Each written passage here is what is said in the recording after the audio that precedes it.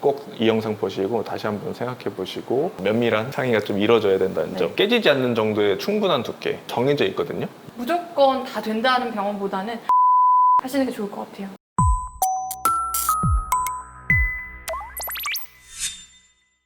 오늘은 그 자기 치아가 마음에 들지 않는 경우에 라미네이트 많이 들어보셨죠? 그 유튜브나 TV 같은 데에서 보면은 연예인분들 다 라미네이트 한 것 같다. 자기도 그런 치아를 갖고 싶어 해가지고 처음에 관심을 갖게 되시는데요. 그런 연예인들 보면 참 좋을 것 같은데 또 어떤 매체에서는 그쵸. 특히 유튜브에서 많이 얘기 나오죠. 이제 라미네이트는 무조건 하면 안 된다라고 이렇게 잘못 알려져 있는 것도 좀 있는 것 같아요. 그래서 이제 우리가 좀 알아보려고 하거든요, 오늘. 이 라미네이트 정식 명칭은 비니어라고 하거든요. 비니어는 이제 넓은 판때기, 넓은 합판 이런 걸 얘기하는 건데 그것처럼 이렇게 붙이는 판같이 생겼어요, 라미네이트가. 손톱 붙이듯이. 네, 네일 아트 요즘 집에서 많이 하잖아요. 뭐 젤네일 이래가지고 집에서 많이 붙이시는데 그거랑 사실 되게 비슷해요. 얼마 전에 텔레비에서 보니까 손톱이 떨어졌는데 막 옆에서 다른 연예인이 이가 떨어졌다고, 이가 떨어진 거 아니냐고 놀랐다고 아, 맞아. 막 이렇게 얘기하는 게 있더라고요. 놀면뭐니에서 그러면서 막 방송 중단되고 막 이런 상황 되게 많다고, 연예인들 찍다가 이제 떨어지고 이런 상황들이 좀 있나 봐요. 이 라미네이트도 여러 가지 메이커들이 많이 나오고 이용 목적으로 사람들이 좀 광고도 많이 하고 하면서 뭔가 내 치아에 불만족한 사람들이 치아를 예쁘게 하기 위한 뭔가 성형 같은 느낌으로 많이 받아들여지고 있는 것 같아요, 지금. 그러면 오늘은 이제 실제로 어떻게 만들어지는 건지, 어떻게 치아를 깎는지, 뭐 어떻게 생겼는지 잘 모르시잖아요. 그러니까 오늘 한번 알아보기로 해요. 교과서적인 삭제량 한번 사진으로 같이 볼게요. 이게 교과서에 나오는 삭제량이에요. 본 적 있으시죠? 네. 네. 사실 이대로만 깎으면 되는데 한번 삭제량을 보면은 거의 0.5mm, 아주 두꺼운 곳은 1.5에서 2mm. 경우에 따라서 재료가 개발이 많이 되면서 강화됐죠. 예쁘면서도 단단한 재료들이 많이 생겼어요. 그래도 이제 너무 얇으면 깨지게 되어 있는데 이게 적절한 두께를 좀 부여해야 되는데 두께가 너무 두꺼우면은 돌출돼 보이는 효과가 또 있을 수 있어요. 돌출되고 싶은 분들한테는 또 그걸 좋아하긴 하더라고요. 네. 근데 그게 또 잇몸에 또 안 좋은 영향도 미칠 수 있어서 이렇게 치아를 원하는 모양대로 이런 모양으로 이만큼 치아가 없어지는 거죠. 이걸 이제 프랩 한다고 저희가 보편적으로 말하는데 프레퍼레이션 또는 치아 형성이라고 해요. 치아를 형성해 놓는다고 해서 이 상태로 본을 떠가지고 보철물을 만들게 되죠. 일종의 디자인인데 치아가 맞물리는 것도 봐야 돼요. 위아래 치아가 이렇게 맞물리잖아요. 그래서 이 맞물리는 것이나 교합 배열, 치아 배열을 다 확인한 다음에 적절한 디자인을 하는 게 저희의 역할인 것 같아요. 이렇게 삭제하고 나면은 다양한 디자인이 있어요. 3가지 디자인을 갖고 나왔는데 주로 이제 씹는 면 쪽, 닿는 면 여기거든요. 이거는 외형에서 옆에서 보면은 이 입천장 쪽, 혀 닿는 쪽을 남겨둔 디자인이고 여기는 완전히 덮어서 이렇게 만드는 밑 두 번째 거. 네. 이렇게 씌우는 네. 거죠, 약간. 세 번째는 우리 진짜 손톱 붙이듯이 손가락처럼 생겼죠. 네. 이런 디자인이 다양하게 있어요. 이제 반대 치아하고 어떤 맞닿는 거나 아니면은 약간 뜨는 분들, 이런 분들은 좀 길게 만들기 위해서 두 번째 같은 디자인이 되겠죠. 약간의 개방교합이 있는 분들, 뭐 이렇게 대합이 잘 안 되는 분들, 발음이 좀 세실 수도 있거든요. 아니면은 좀 물리적으로 좀 튼튼한 게 필요하겠다라고 하면 3번으로 갈 거예요. 제일 아래 거. 그래야 이제 이렇게 앞니가 이렇게 맞닿거든요. 그러면은 이제 물리적으로 좀 영향이 적을 디자인이 좀 되겠죠. 치아에는 여러 층이 있잖아요. 정말 단단한, 뼈보다 단단한 범랑질이라는 층이 있고 그 안에 약간 노란빛의 상아질이라는 층이 있고 그리고 이제 그 안에 신경이 들어있는 건데 층은 약간 성질이 달라요. 겉에 질은, 범랑질이라는 질은 되게 접착이 잘 돼요. 그리고 수분이 적고 네. 근데 상아질에는 미세한 관들이 있거든요. 그래서 신경에서 수분을 살짝씩 보내줘요. 신경에 가까운 쪽은 더 수분이 많지만 겉에 질도 약간 수분이 있을 수 있거든요. 이게 뭐가 중요하냐면 범랑질에 위치하게 보철물이 붙으면 되게 잘 붙어요. 약간 표면을 처리하고 붙이면 제일 잘 붙고 상아질 쪽으로 갈수록 약간 접착력이 떨어질 수 있는 문제, 그리고 이제 신경이랑 좀 가까워지니까 약간 시린 느낌이 좀 증가할 수 있어서 아주 많이 깎였을 때 삐뚤빼뚤한 치아를 과도하게 깎았을 때는 신경 치료를 하는 경우가 이제 생기고 그게 이제 유튜브에 많이 나오는 거죠. 아, 그렇죠. 라미네이트 교정을 했는데 이가 시려졌다 이렇게 말씀하시더라고요. 라미네이트 교정이라는 건 사실은 삐뚤어진 치아를 보철로 깎았다는 건데 사실 이렇게 삐뚤어지면 튀어나온 부분은 많이 깎게 되잖아요.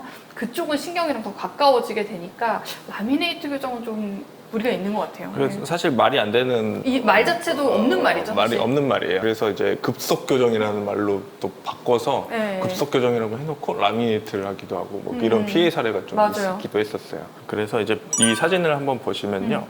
이게 이제 범랑질층하고 층이 좀 보여요. 이제 범랑질층이겠죠. 하얀색. 그 안에 노랗게 보이는 게 상아질층. 음. 예. 이게 신경. 신경. 근데 이제 상아질층에는 이렇게 상아질 세관 같은 게 있어서 이게 수분도 좀 있고 통로가 되는 역할을 좀 해주거든요. 그래서 여기를 침범하지 않고 깎게끔 지금 디자인이 되어 있는 모습을 볼 수 있죠. 보라색으로 표현을 했거든요.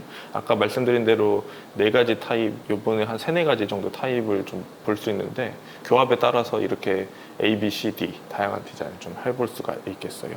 이렇게 바깥층에 있다는 거는 좀 얇게 깎는다는 거잖아요. 네. 얇으면 무조건 다 좋나요? 얇아서 안 깨지면 좋죠. 깨지지 않는 정도의 충분한 두께 정해져 있거든요. 이게 0.5mm 내외라고 보시면 되겠어요.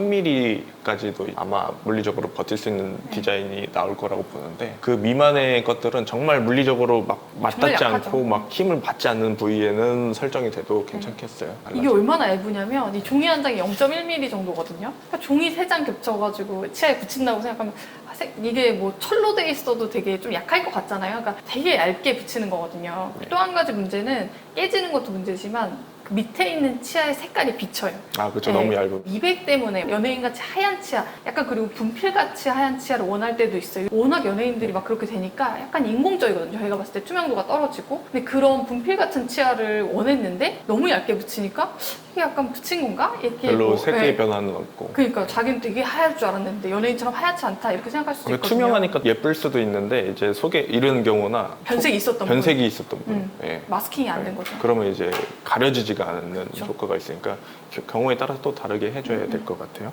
그래서 라미네이트의 삭제량은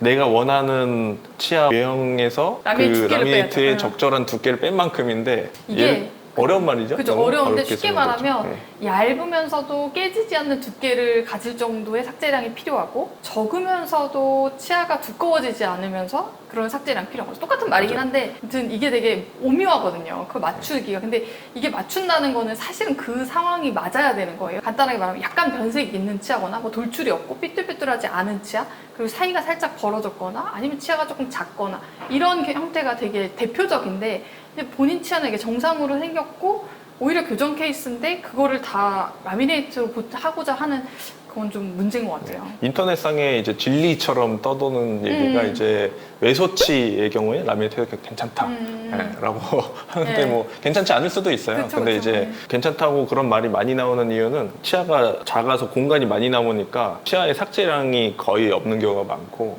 이제 두께가 이미 충분히 확보될 그쵸, 수 있는 그쵸. 환경이 돼서 그렇거든요. 근데 예를 들어서 외소치라도 교합이 좀 반대 교합이나 절단 교합이 있거나 예, 이런 경우에는 어쨌든 간에 라미네이트 할 때도 삭제량도 또 생길 그쵸. 거고요. 예, 물리적으로 좀 버티기 힘든 경우가 또 생길 수 있으니까 맞아요. 예, 상황에 맞게 또 진행을 해봐야겠어요. 무조건 맞는 말은 아닙니다. 라미네이트가 깨진다고 하잖아요. 그래서 앞니를 쓰지 말라고 하죠. 앞니를 깨물지 말라고. 맞아요. 근데 약간 습관적으로 앞니를 이제 뭐 쓰게 되는 사람도 많고 어떻게 쓰시냐는 좀 다르지만 어떤 연구에서 봤을 때는 뭐 5년에 4% 정도 깨지고 그다음에 10년에는 뭐 34%? 뭐 이 정도 깨진다고 하는데 이거 사실 어떻게 쓰냐에 좀 문제가 있고 어떤 상황에서 붙였냐 이런 것도 좀 문제가 있고 뭐 두께가 어떠냐 이런 여러 가지 차이가 있겠지만 깨질 수는 있는 거죠. 그러면 무삭제 라미네이트는 어떠냐라고 하면은 무삭제 라미네이트 같은 경우는 무삭제를 하더라도 두께가 어느 정도 첨가가 돼야 되잖아요. 사진으로 한번 또 볼게요. 이거는 예를 들어서 BA 케이스라고 볼게요. 무삭제 라미네이트를 하고 싶다라고 해서 디자인을 했는데 이렇게 디자인이 되어야겠죠. 그러면은 보통은 처음에 볼륨이 늘어나는 거에 대한 고려가 돼야 되고 좀 돌출이 심한 분인데 무삭제 라미네이트 하면은 볼륨이 좀 더 커지면서 더 돌출된 느낌을 주거든요. 그걸 이제 미세하게 느끼시는 분들도 있어요. 뭐 붙이고 나서 입이 좀 나온 것 같다. 그래서 그걸 고려하고 해야 되겠죠. 입술에 좀 볼륨감이 좀 이미 있으면은 피해야 될 필요가 있어요. 근데 이제 괜찮다라고 평가가 됐다고 하면 이렇게 디자인을 하게 되는데 여기 잇몸하고 만나는 면이 사실 그 중요해요. 부분도 문제가 네. 되죠. 컨트롤가. 첫 번째 문제. 여기가 얇아집니다. 지금 디자인이 얇아지죠. 얇죠. 얇으면은 여기가 깨질 가능성이 좀 생겨요. 깨질 가능성 첫 번째. 그래서 이제 이거를 보완하고자 두껍게 디자인할 수 있어요.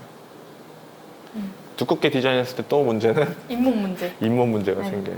사실은 치주염이나 충치가 좀 잘 생기셨던 분들은 더 훨씬 취약하게 되는데 이 초록색으로 표현한 이 부위는 치태가 축적되기 굉장히 쉬운 환경이 그렇죠. 되면서 아니면은 이제 잇몸을 너무 괴롭힐 수 있어요. 생물학적 폭경이라는 것을 이제 침범하게 되면은 잇몸이 좀 염증 반응을 하게 되어 있는데 이게 무리한 두께로 인해서 이렇게 갑자기 너무 굴곡지거든요.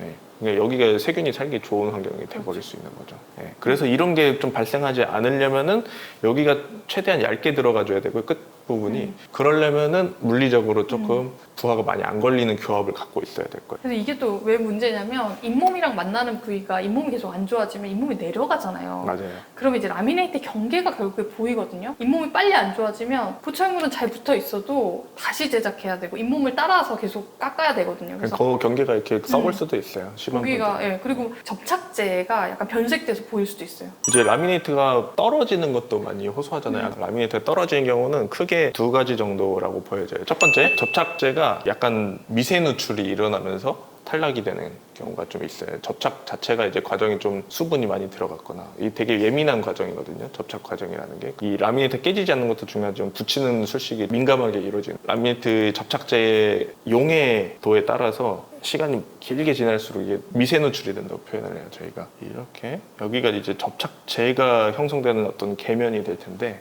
이 계면에서 접착이 약해지면 당연히 이런 쪽으로 이 틈새로 미세 누출이라는 게 일어나면서 갑자기 접착력이 확 떨어지면서 뚝 떨어지게 되는 거죠. 이렇게 D처럼 완전히 감싸고 있으면은 물리적으로 당연히 더 잘 붙어 있을 텐데 라미네이트 같은 경우는 그냥 앞으로 밀리는 힘이 발생하게 되면은 좀 잘 떨어지게 되는 거죠. 두 번째 요소는 이제 반대편의 그 교합이에요. 교합이 예를 들어서 앞니가 이렇게 있는데 라미네이트가 이렇게 만들어졌어요. 잇몸은 여기 있고요. 근데 앞니가 예를 들어서 이렇게 맞물린다. 이렇게 옆에서 봤을 때 이렇게 되면은 탈락력을 가하게 됩니다. 이렇게 바깥으로 힘을 밀게 되니까 여기 계면을 자꾸 벌리게 하는 힘을 받으면서 뭐 금이 가거나 할 수도 있고요. 그러면서 이제 탈락을 조금 강하게 해주는 거죠. 그래서 이런 걸 방지하는 게 원 유닛 무브먼트라고 하는데 뭔가 우리가 씹거나 맞물리거나 할 때 이 치아 본체랑 라미네이트랑 일체인 것처럼 항상 움직일 수 있게 방해하는 움직임이 없어야 된다는 거죠. 그래서 이런 거 안 되는 거죠.